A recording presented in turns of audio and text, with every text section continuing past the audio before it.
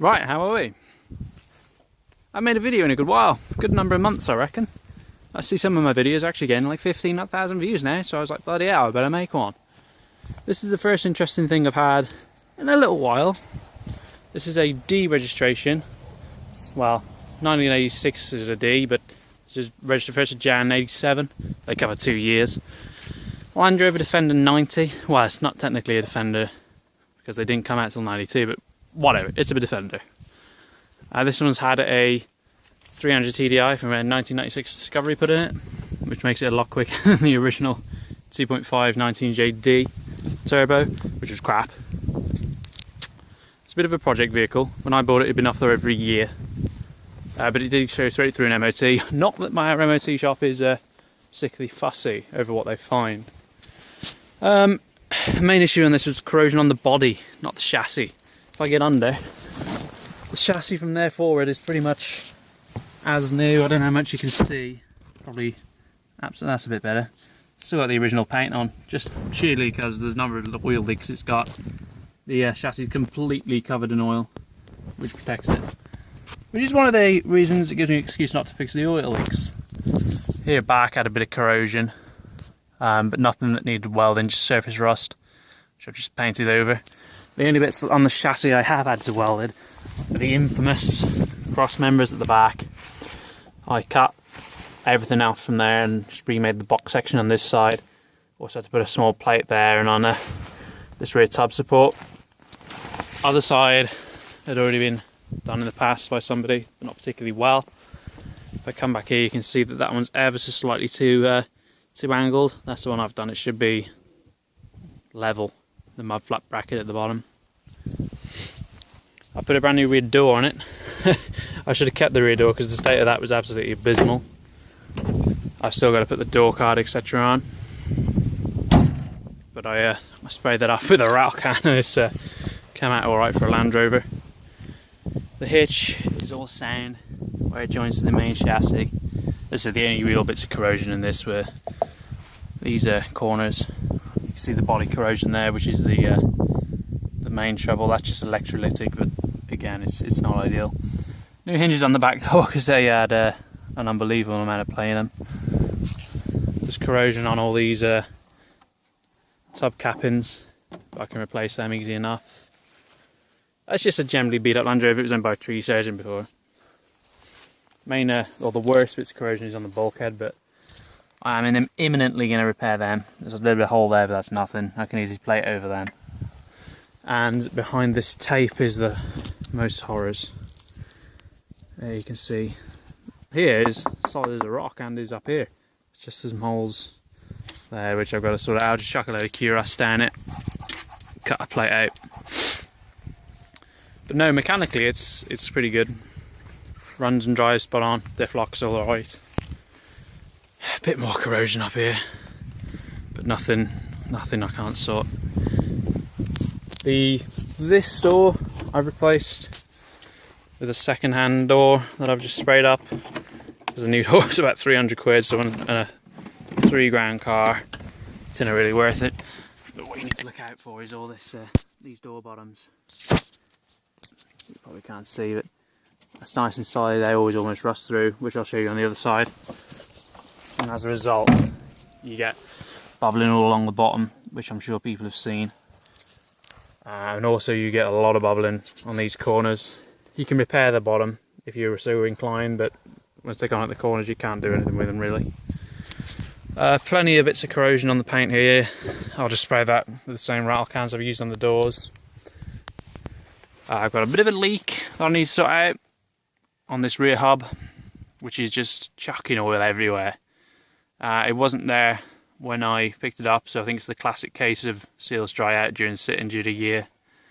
Get oil everywhere. I've put these, these are actually brand new wheels, believe it or not, but they're so coated in crap you can't see. And I bought these tyres second hand for 30 quid a piece, which they're immense off-road, but the noise they create is unbelievable. It's got a Britpart reasonably new exhaust on it, new mud guards obviously. The inside is in a reasonable nick. That's another bloody problem, that is, that handle gets stuck. There you go. Just got a cheap old mat in it. But no, the back is in a reasonable nick. Show you this door, that's the issue. One of the other things, the seat boxes. Gonna have to replace them, but they're 20 quid a piece, so I'm not too worried. You see that? Basically, all of this here is corroded. Come on. Yeah, well anyway, we've got corrosion. Hole there, sticking my finger through. Hole here, sticking my finger through.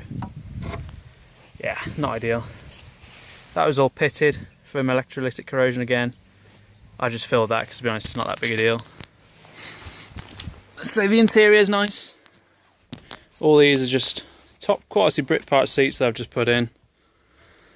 Dash is nice. There's no particularly wrinkling or cracks. Look at that, 200,000 miles, almost into the moon.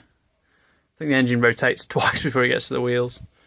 Put a new gear stick on, or gear knob, shifter, whatever. New pedals, all pedal rubbers. Headline is all good, although I spent about 20 minutes trying to scrub the tar out of it. And that is unbelievable. If you smoke, you ought to stop, because the amount of tar that was in this car is just gross. Stereo I've put in. It's a cheap Chinese aftermarket stereo. 13 quid with Bluetooth. Stereo, the speakers are a bit better though, because I don't want them to sound like garbage. Watch, it won't come on now. It's not too bad. It works for the money.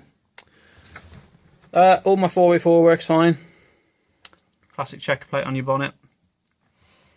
I'm going to get some sound deadening in here because, I say, with them tyres it's unbelievably noisy, painfully so. It did have a rear wiper motor on, but it didn't work, so I've got to order one of them and fit that. The landrover mats were ruined, so I just put these cheap aftermarket ones in. Well, not aftermarket, just generic like you found down there, your local car store. Bulkheads are all good around here. That are the floors. So yeah, it's not too bad overall. It's got a fairy winch on it, which will pull pretty much anything. PTO driven from underneath. Let's see if I can show you that. There you go. See that shaft comes off the transfer box into the winch. It's good rather than, unless your engine goes, because then you're buggered and you can't put yourself out. I've changed all the diff oils. Swivels are good. I don't think I've ever seen a car other than this and the Discoveries that use this system. It's bizarre. But swivel on that side is all tidy, no pitting. As is the one on this side, but you can see it's got a bit of an oil leak, so I'm going to have to sort that out.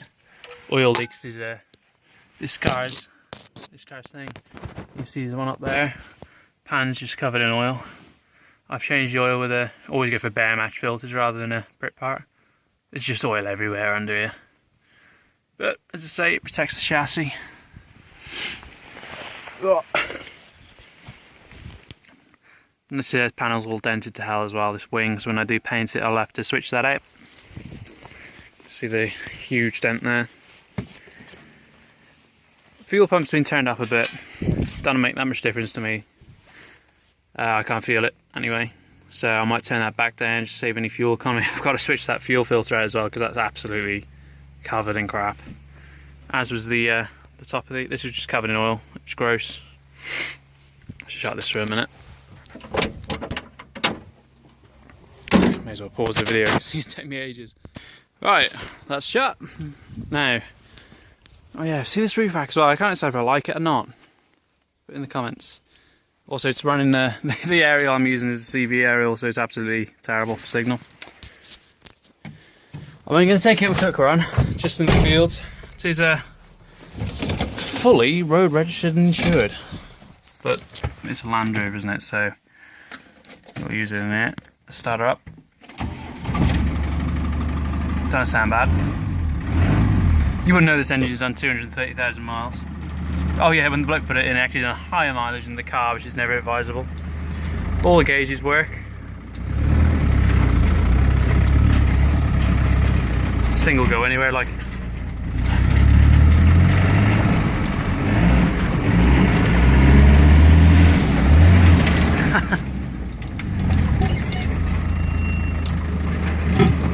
No crunching between the synchros as well, which is great.